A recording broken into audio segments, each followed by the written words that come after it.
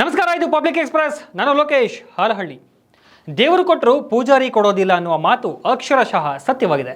ಮಳೆ ಬಂದರೆ ಸೋರುವ ಮನೆ ಮಾಳಿಗೆ, ಬಿಸಿಲು ಒಂದೇ ವಾಸ ಮಾಡ್ತಾ ಇರೋ ನಿವಾಸಿಗಳು, ಸರ್ಕಾರ ಕೊಟ್ಟರು ಅಧಿಕಾರಿಗಳು ಕೊಡೋದಿಲ್ಲ ಅನ್ನೋದಕ್ಕೆ ಈ ಸ್ಟೋರಿಯೇ ಸ್ಪಷ್ಟ ಉದಾಹರಣೆ.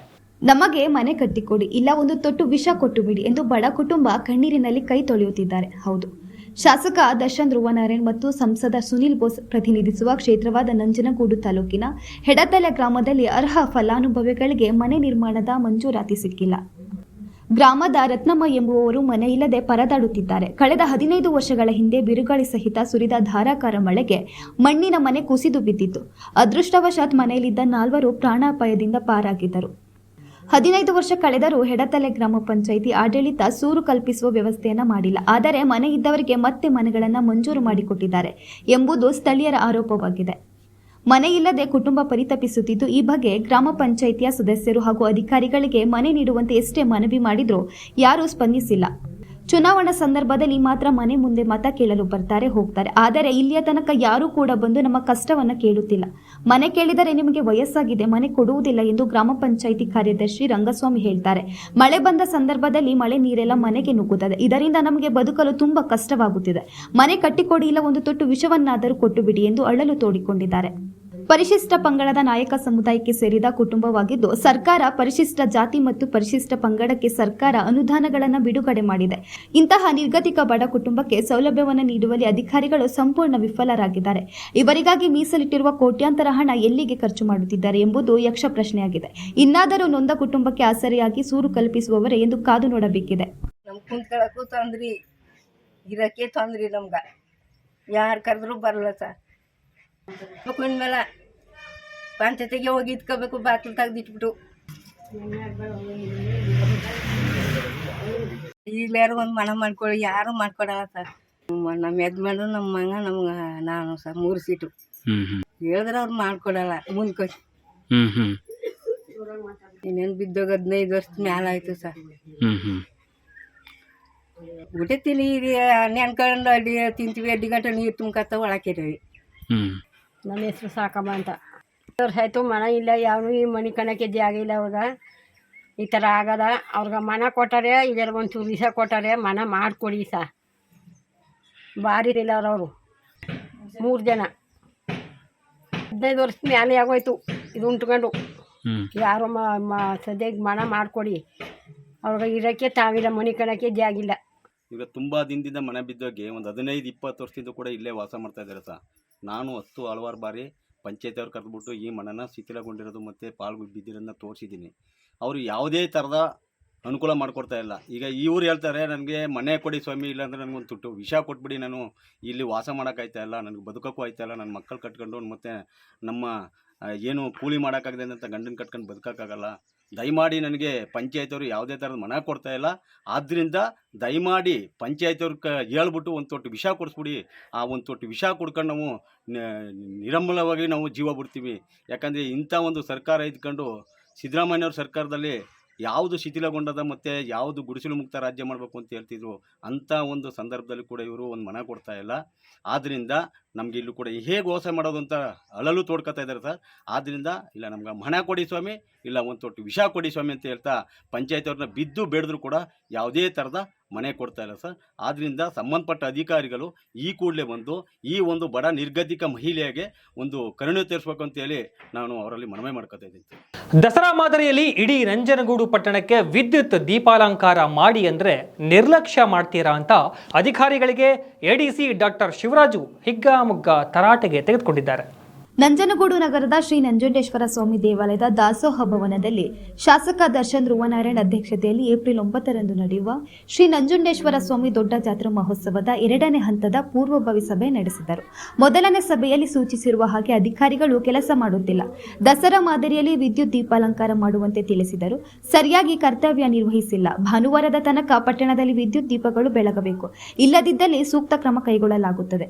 ನಮ್ಮನ್ನು ಕಂಡರೆ ಭಯ ಪಡುವುದು ಬೇಡ. ನಂಜುಂಡೇಶ್ವರ ಮೇಲೆ ಭಯ ಭಕ್ತಿ ಇಟ್ಟು ಜವಾಬ್ದಾರಿಯಿಂದ ಅಧಿಕಾರಿಗಳು ಕೆಲಸ ಮಾಡಿ ಎಂದು ಖಡಕ್ ಸೂಚನೆ ನೀಡಿದ್ದಾರೆ. ದುರಸ್ತಿಯಲ್ಲಿರುವ ರಥಗಳನ್ನು ಆದಷ್ಟು ಬೇಗ ಸರಿಪಡಿಸಬೇಕು, ಜವಾಬ್ದಾರಿಯಿಂದ ಅಧಿಕಾರಿಗಳು ಕೆಲಸ ಮಾಡಬೇಕು ಎಂದಿದ್ದಾರೆ.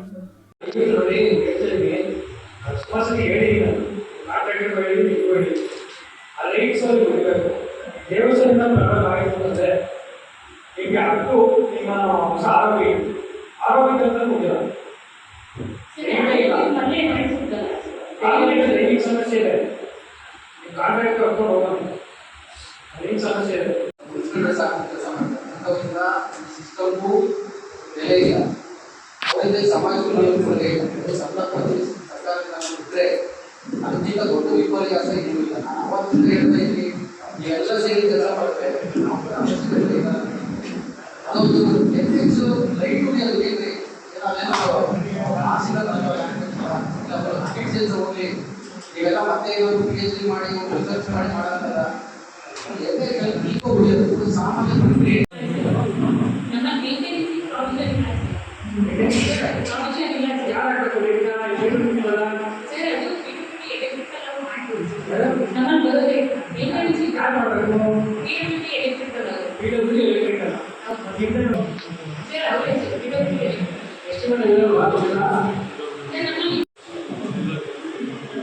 ಎಲ್ಲ ಒಂದು ಕೆಲಸ ಮಾಡಿ ನಾಳೆ NHO ಕಸಿ NHO ಎಲೆಕ್ಟ್ರಿಕಲ್ ಮತ್ತೆ ಕಮಿಷನರ್ 3 ಜನ ಕಸಿಬಿಟ್ಟು ಅಲ್ಲಿ ಹೊಲಿಬೇಕಷ್ಟೇ. ಇಲ್ಲ ಇಬ್ಬರಾದ್ರೂ ಮಾಡಿ ಯಾವಾಗಾದ್ರೂ ಮಾಡಿ ಅಲ್ಲಿ ಸಂಡೇ. ಶ್ರೀ ದೇವರ ದಾಸಿಮಯ್ಯ, ಡಾಕ್ಟರ್ ಬಾಬು ಜಗಜೀವನರಾಮ್, ಮಹಾವೀರ ಜಯಂತಿ ಹಾಗೂ ಡಾಕ್ಟರ್ BR ಅಂಬೇಡ್ಕರ್ ಅವರ ಜಯಂತಿ ಆಚರಣೆ ಹಿನ್ನೆಲೆಯಲ್ಲಿ ನಂಜನಗೂಡಿನಲ್ಲಿ ಶಾಸಕ ದರ್ಶನ್ ಧ್ರುವನಾರಾಯಣ್ ಸಭೆ ನಡೆಸಿದ್ದಾರೆ. ನಂಜನಗೂಡು ನಗರದ ತಾಲೂಕು ಕಚೇರಿ ಸಭಾಂಗಣದಲ್ಲಿ ರಾಷ್ಟ್ರೀಯ ಹಬ್ಬಗಳ ಆಚರಣಾ ಸಮಿತಿ ವತಿಯಿಂದ ನಡೆಯುವ ಶ್ರೀ ದೇವರ ದಾಸಿಮಯ್ಯ ಜಯಂತಿ ಮತ್ತು ಡಾಕ್ಟರ್ ಬಾಬು ಜಗಜೀವನ್ ರಾಮ್ ರವರ ಜಯಂತಿ, ಶ್ರೀ ಮಹಾವೀರ ಜಯಂತಿ ಹಾಗೂ ಡಾಕ್ಟರ್ BR ಅಂಬೇಡ್ಕರ್ ಅವರ ಜಯಂತಿ ಆಚರಣೆ ಕಾರ್ಯಕ್ರಮಗಳನ್ನು ಅರ್ಥಪೂರ್ಣವಾಗಿ ಆಚರಣೆ ಮಾಡುವಂತೆ ಅಧಿಕಾರಿಗಳಿಗೆ ಸೂಚನೆ ನೀಡಿದರು. ಈ ಸಂದರ್ಭದಲ್ಲಿ ಮಾಜಿ ಶಾಸಕರಾದ ಕಳಲೆ ಕೇಶವಮೂರ್ತಿ, ತಹಶೀಲ್ದಾರ್ ಶಿವಕುಮಾರ್, ನಗರಸಭಾ ಅಧ್ಯಕ್ಷ ಶ್ರೀಕಂಠಸ್ವಾಮಿ, ಉಪಾಧ್ಯಕ್ಷೆ ರಿಯಾನಾ ಬಾನು, ಗ್ಯಾರಂಟಿ ಅನುಷ್ಠಾನ ಸಮಿತಿ ಅಧ್ಯಕ್ಷ ಕೆ ಮಾರುತಿ, TAPCMS ಅಧ್ಯಕ್ಷ ಕುರಹಟ್ಟಿ ಮಹೇಶ್ ಸೇರಿದಂತೆ ಹಲವರು ಭಾಗವಹಿಸಿದ್ದರು.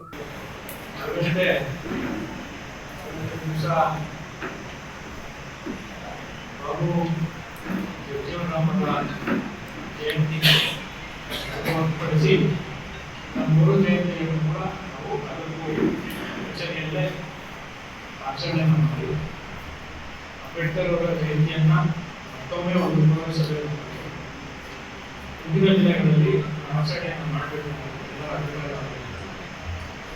ಅವತ್ತಿನ ದಿವಸ ಸಾಕಷ್ಟು ಜನರು ನಮ್ಮ ತಾಲೂಕಿನ ಮೂಲಕ ಅವರವರ ಗ್ರಾಮದಲ್ಲಿ ಅವರ ಮನೆಗಳಲ್ಲಿ ಆಚರಣೆಯನ್ನು ಮಾಡಬೇಕು.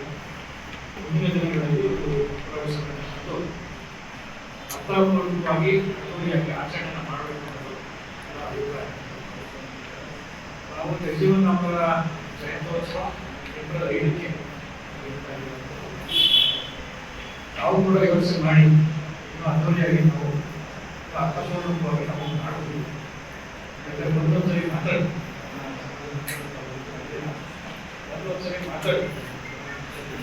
ಆದರೆ ಇವತ್ತು ನಿರ್ಧಾರ ಆಗಿಲ್ಲ ಅನ್ನೋದು ನಾವು ಮಾಡಬೇಕು. ಅಂಬೇಡ್ಕರ್ ಭವನದಲ್ಲೇ ಮಾಡಬೇಕು.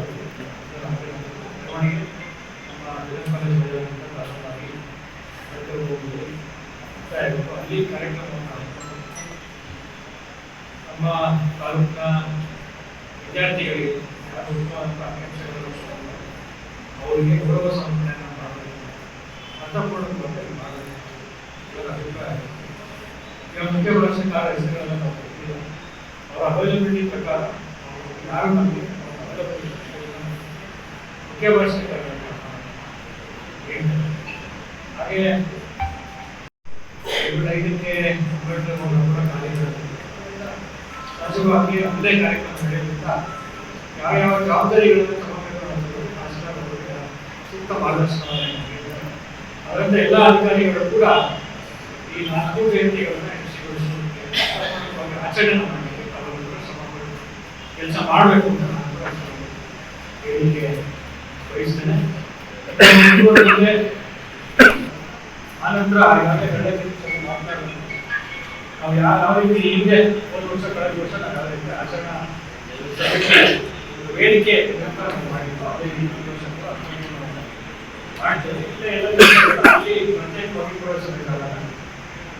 ಭಾಗವಹಿಸಿ ಇಲ್ಲಿ ಇವತ್ತು ತಪ್ಪಿದ್ರೆ ನಾಳೆ ಲೇಟರ್ ನಿಗದಿತ ಮಾಡಿ ಅವರು ಇವತ್ತು ಆಹ್ವಾನ ಅದು ಕೂಡ ಅದಕ್ಕೂ ಕಳಿಸ್ತಾ ಆ ಸಭೆ ಕೂಡ ಕರೀತಾರೆ. ಆದರೆ ಕಳೆದ ನಾವೇನು ವೇದಿಕೆಯನ್ನು ನಾವು ಮಾಡ್ಕೊಂಡಿದ್ದೆ ಆ ವೇದಿಕೆಯನ್ನು ಕಾರ್ಯಕ್ರಮ ನಮ್ಮ ಎಲ್ಲ ಬಿಟ್ಟು ತಾವು ಕೂಡ ಯೋಚನೆ ಮಾಡಿ ಹೇಳಿದ್ರೆ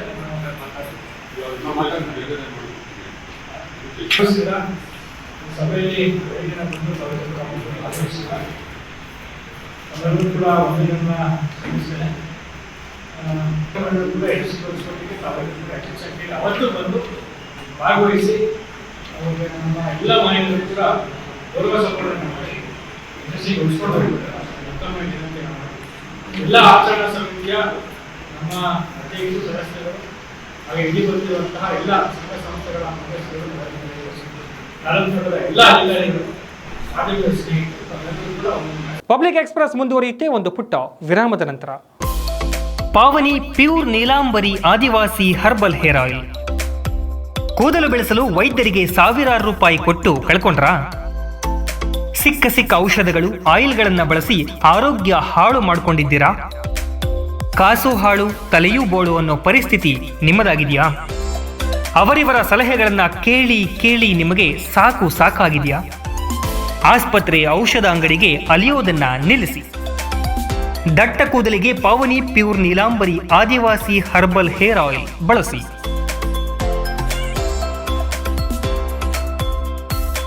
ಪಾವನಿ pure Neelambari Adivasi herbal hair oil, HP petrol bunk ಹತ್ತಿರ, ಬನ್ನಿಕುಪ್ಪೆ, ಹುಣಸೂರು ತಾಲೂಕು, ಮೈಸೂರು. ಹೆಚ್ಚಿನ ಮಾಹಿತಿಗಾಗಿ ಈ ಕೆಳಗಿನ ಸಂಖ್ಯೆಗಳಿಗೆ ಸಂಪರ್ಕಿಸಿ. ವಿರಾಮದ ಬಳಿಕ ಮತ್ತೆ ಪಬ್ಲಿಕ್ ಎಕ್ಸ್ಪ್ರೆಸ್ಗೆ ಸ್ವಾಗತ.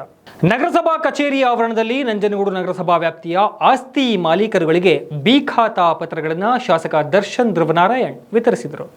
ವೈದ್ಯಕೀಯ ಸಹಾಯಧನ ಚೆಕ್, ವೈಯಕ್ತಿಕ ಶೌಚಾಲಯ ನಿರ್ಮಾಣಕ್ಕೆ ಚೆಕ್, ವಾಸದ ಮನೆಗಳು ಬಿದ್ದಿರುವುದಕ್ಕೆ ಪರಿಹಾರ ಚೆಕ್ ವಿತರಣೆ ಮಾಡಿದ ನಂತರ ಮಾತನಾಡಿದ ಶಾಸಕರು, ನಂಜನಗೂಡು ನಗರಸಭಾ ವ್ಯಾಪ್ತಿಯಲ್ಲಿ ಅನಧಿಕೃತ ಬಡಾವಣೆಗಳ ನಿವೇಶನ ಮತ್ತು ಕಟ್ಟಡಗಳಿಗೆ ಬಿ ಖಾತೆ ನೀಡುವ ಮೂಲಕ ಅವುಗಳನ್ನು ನಿಯಮಬದ್ಧಗೊಳಿಸುವ ಉದ್ದೇಶದಿಂದ ಈ ಅಭಿಯಾನವು 3 ತಿಂಗಳ ಕಾಲ ನಡೆಯಲಿದ್ದು, ನಿವೇಶನದಾರರು ಈ ಅವಕಾಶವನ್ನು ಸದುಪಯೋಗ ಪಡೆದುಕೊಳ್ಳಬೇಕೆಂದು ಮನವಿ ಮಾಡಿದರು. ಇನ್ನು ಈ ಸಂದರ್ಭದಲ್ಲಿ ಮಾಜಿ ಶಾಸಕ ಕಳಲೆ ಕೇಶವಮೂರ್ತಿ, ನಗರಸಭಾ ಅಧ್ಯಕ್ಷ ಶ್ರೀಕಂಠ ಸ್ವಾಮಿ, ಉಪಾಧ್ಯಕ್ಷೆ ರಿಯಾನ ಬಾನು, ನಗರಸಭೆ ಪೌರಾಯುಕ್ತ ವಿಜಯ್, ನಗರಸಭಾ ಸದಸ್ಯರಾದ ಗಾಯತ್ರಿ ಮೋಹನ್, ಯೋಗೀಶ್, ಶ್ವೇತಾ ಲಕ್ಷ್ಮಿ, ಗಂಗಾಧರ್, ಮಹೇಶ್, ಮೀನಾಕ್ಷಿ, ಸಿದ್ದಿಕ್, ಯೋಗೀಶ್, ಖಾಲಿದ್, ಮಹದೇವಸ್ವಾಮಿ, ಸಿದ್ದರಾಜು, ಬಸವರಾಜು, ಸೌಭಾಗ್ಯ, ರಮೇಶ್, ರವಿ, ದೀಪು ಸೇರಿದಂತೆ ಹಲವರು ಭಾಗವಹಿಸಿದ್ದರು.